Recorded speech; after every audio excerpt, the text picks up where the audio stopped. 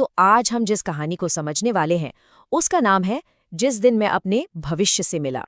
ये एक ऐसी कहानी है जो हमें सोचने पर मजबूर कर देगी कि हमारे आज के छोटे छोटे फैसले हमारे आने वाले कल को कैसे बनाते हैं। हर चुनाव बहुत बड़ा लगता था और हर फैसला आखिरी।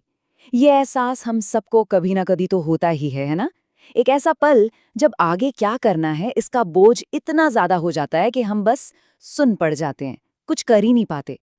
कहानी की शुरुआत भी कुछ ऐसी ही एक उलझन से होती है। एक नौजवान है जो अपने फ्यूचर को लेकर बहुत परेशान है।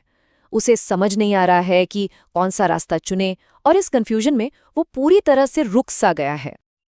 और तभी कहानी में एक बड़ा ही मजेदार मोड़ आता है।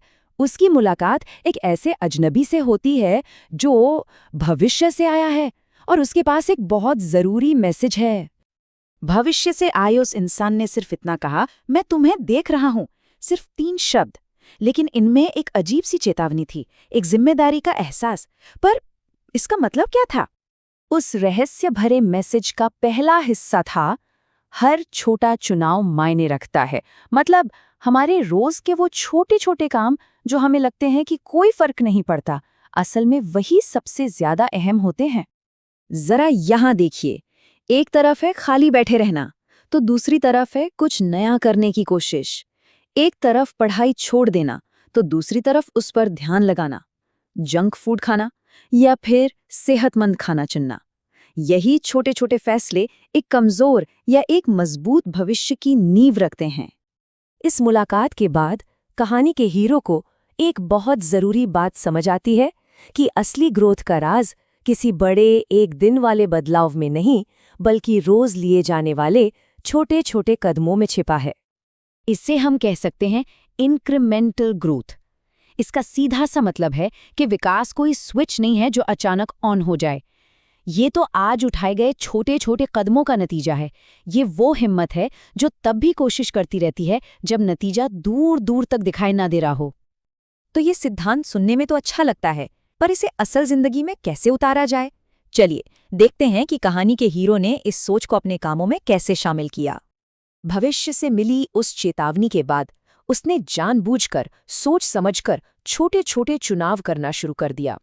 अब वो बस समय के साथ बह नहीं रहा था, बल्कि अपने हर फैसले को एक मकसद दे रहा था। उसने शुरुआत की बिल्कुल आसान चीजों से, जैसे कुछ नया सीखना शुरू किया, रोज थोड़ी एक्सरसाइज करने लगा, दूसरों की मदद की और धीरे धीरे नई स्किल्स पर काम करना शुरू किया।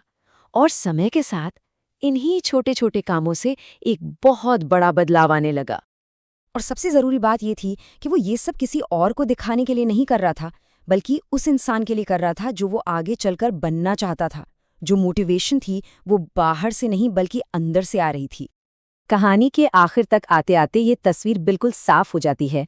हम जो भी बनते हैं वो हमारे रोज के अनगिनत छोटे छोटे फैसलों का ही तो नतीजा है। और इस तरह कहानी घूमकर वहीं आ जाती है जहां से शुरू हुई थी।